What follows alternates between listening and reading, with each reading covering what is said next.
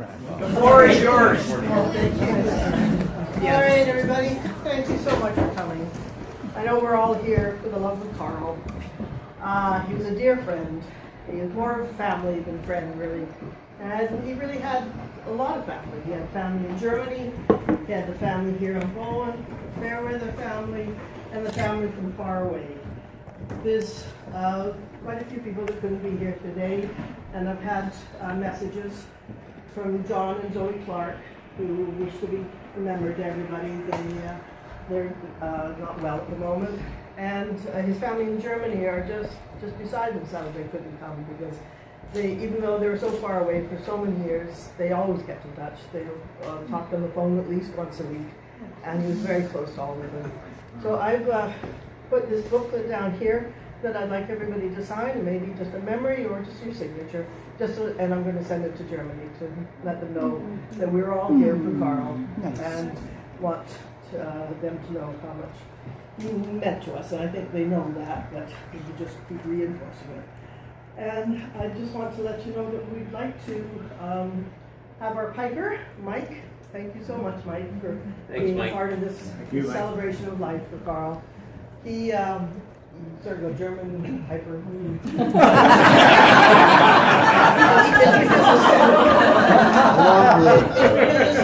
Stephanie loved the pipes, and we had a piper for her send-off, same place, just down at the dock. And so Karl said, that was great, I want one too. We're all here just because Karl has given us clear instructions on how we proceed. We're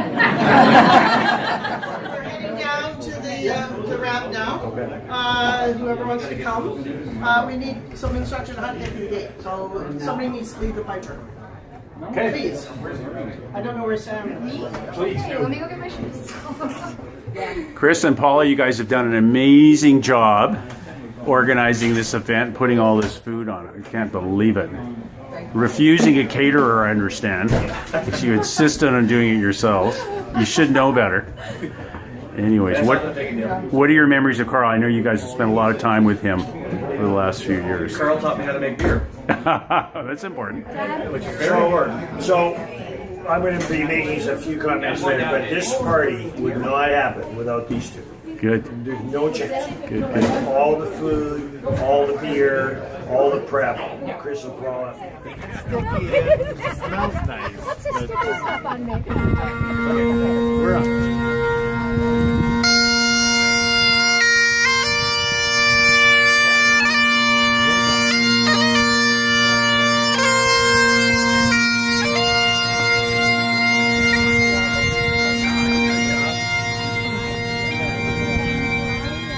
Great send-off for Karl, don't you think? Absolutely. He's watching us right now. He wants to know if we're going to do any work on the way down. Yeah, kind of haul a few sticks up Yeah. from the beach.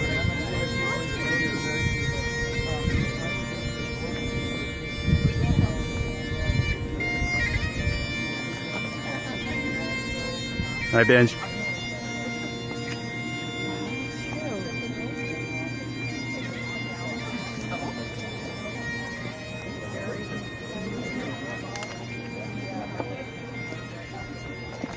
What do you think, Uncle Pete?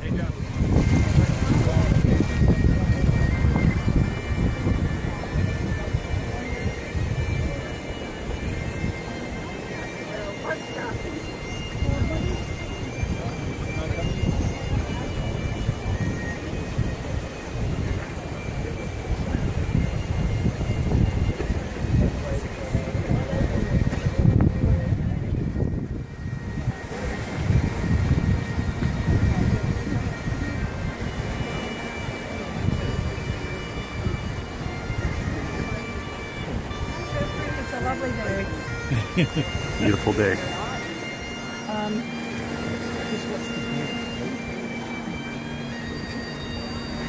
One of the best spot on the property. Yeah, gorgeous fence. It's all yours one day, buddy.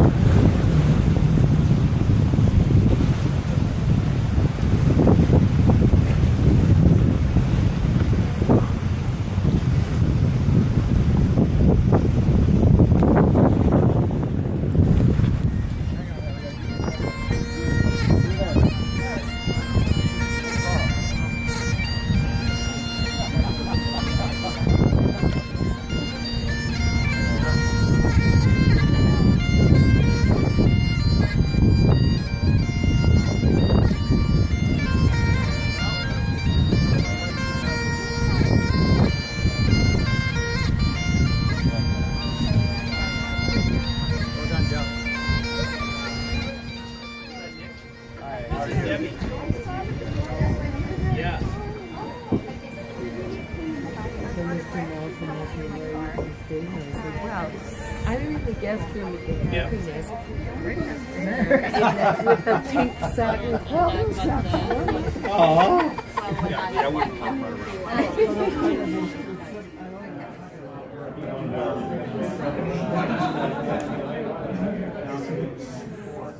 Thanks for coming today, and Helen, first off, to you for leading the charge here, literally speaking behind our Piper mic. It was a fantastic touch, and takes me back. I think takes me back, Helen. You can correct me, but I think almost exactly 20 years ago when we did the same for Stephanie. Was it 20 years ago or 22?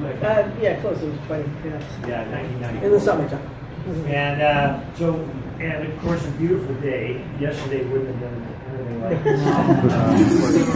But thank you for organizing that, Ellen and Ron also, and the picture boards out on the veranda, and all of the documentation that they worked tirelessly on, including tidying up and going through all of Karl's belongings. It's really, really great.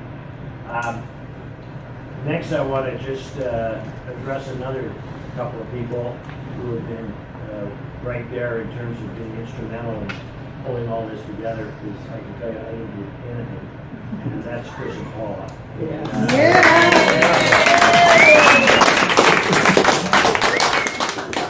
If you know Chris and Paula, there isn't any hill that's too high to climb. And so when Helen and I talked about doing this, I sort of immediately thought, well, that's pretty straightforward. We'll get it catered. And Chris and Paula wouldn't hear it. They insisted on doing it themselves from start to finish, which they've done.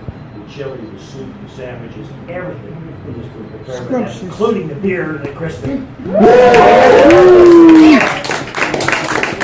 And finally, with Chris and Paula, of course, they were near and dear to Karl in the last half dozen years of his life since they came here, and were instrumental in, along with others on the island, making Karl's latter years all the more enjoyable. In 1957, Karl was 30. He was the same age as basically my two boys are now, and I couldn't imagine either of them taking over as caretaker here, but he shows up. I was 8 years old, Peter was 6, and Benji Clark, where's Benji, was 7. So we were mentored by Karl virtually all the way through our lives. And if I asked any of those two boys, I think they would agree with me. I don't think there was too many people beyond my mother and father that had a bigger influence on my life than Karl Duda. He was a force to be reckoned with, and the fact that there's so many nice people here that speak so fondly of Karl, probably begets the fact that he had a big influence on your lives too.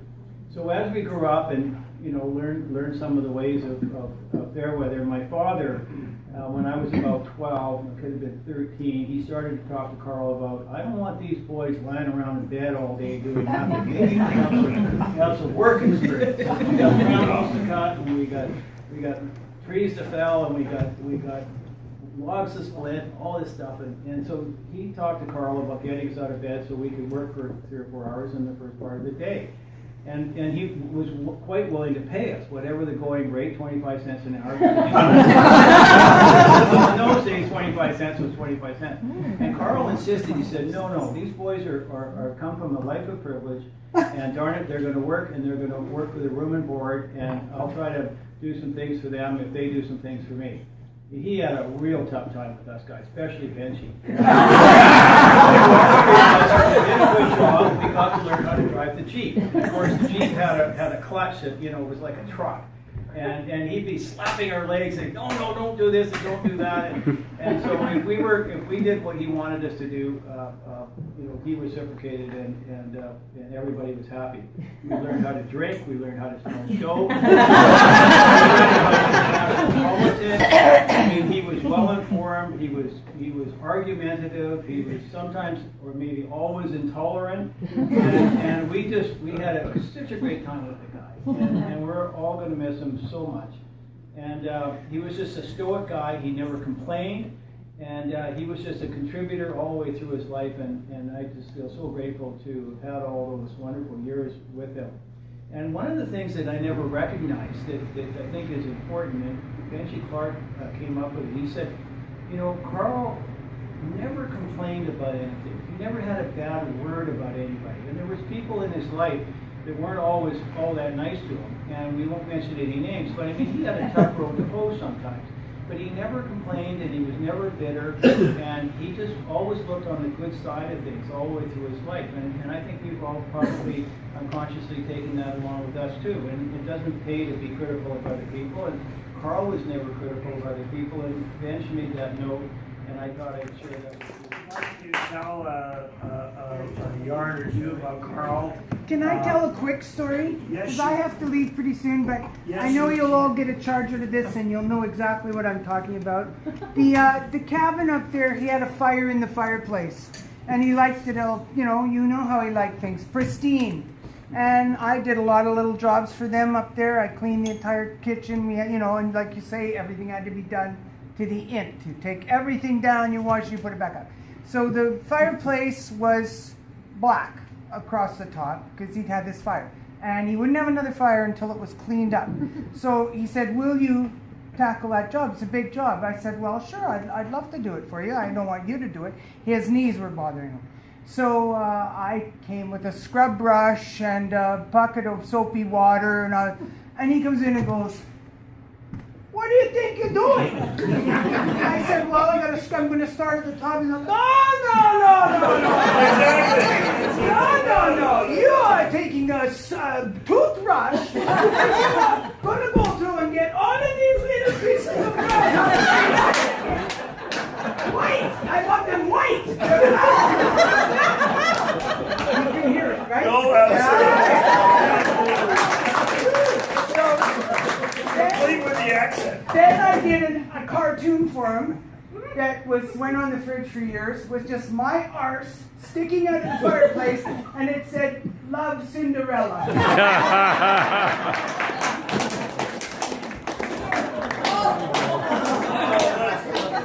You gotta have another story because you're. Okay, I'll tell you one more quick one.